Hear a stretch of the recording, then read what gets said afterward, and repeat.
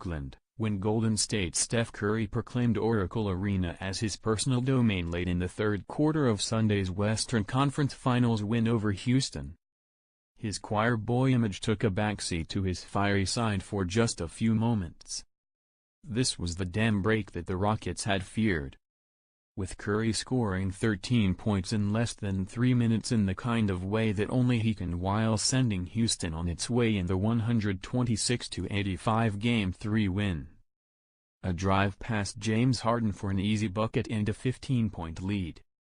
A clever back cut that Kevin Durant noticed in time to deliver the timely pass for a hanging, reverse layup. A three-pointer from the right wing that sent the locals into a frenzy.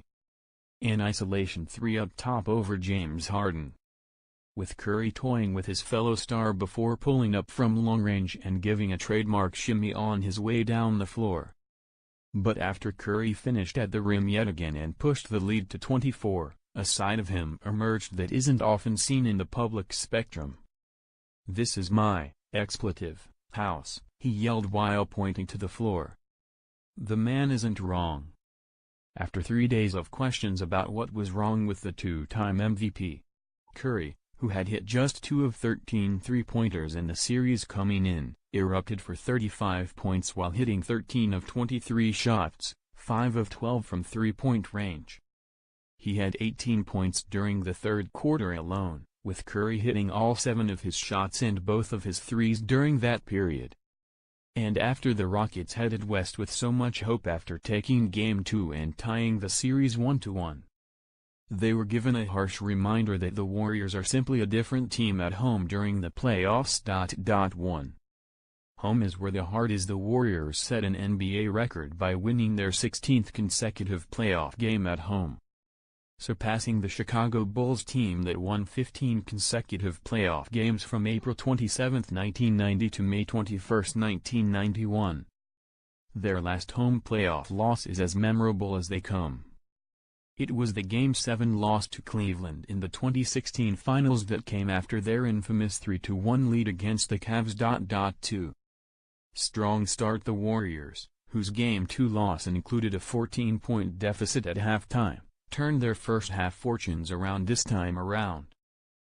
Not only did they lead 54-43 at the break, but they controlled the action in spite of the fact that Curry's curious shooting struggles had continued.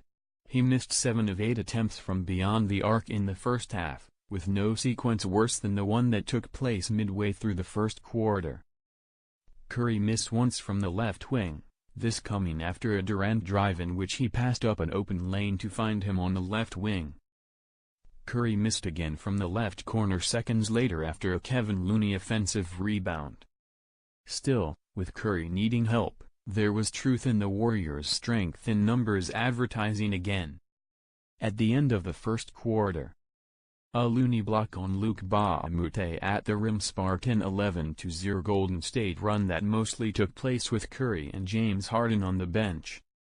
The Rockets went scoreless for the final 4:04 of the period, missing all 6 shots and giving up 4 turnovers to give the Warriors a 31-22 lead.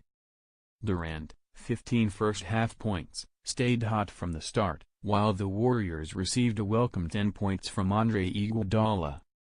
Meanwhile, Paul's struggles, 1 of 7 shooting, 1 assist, were just getting started. 3.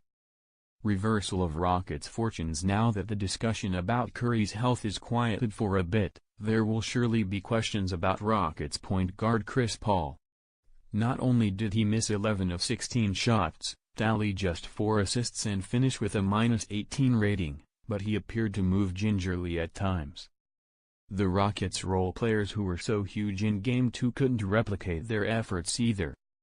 Chief among them Trevor Ariza, 19 points in Game 2, 6 in Game 3, and PJ Tucker, 22 points in Game 2, 6 in Game 3. Houston had 19 turnovers to the Warriors' 8.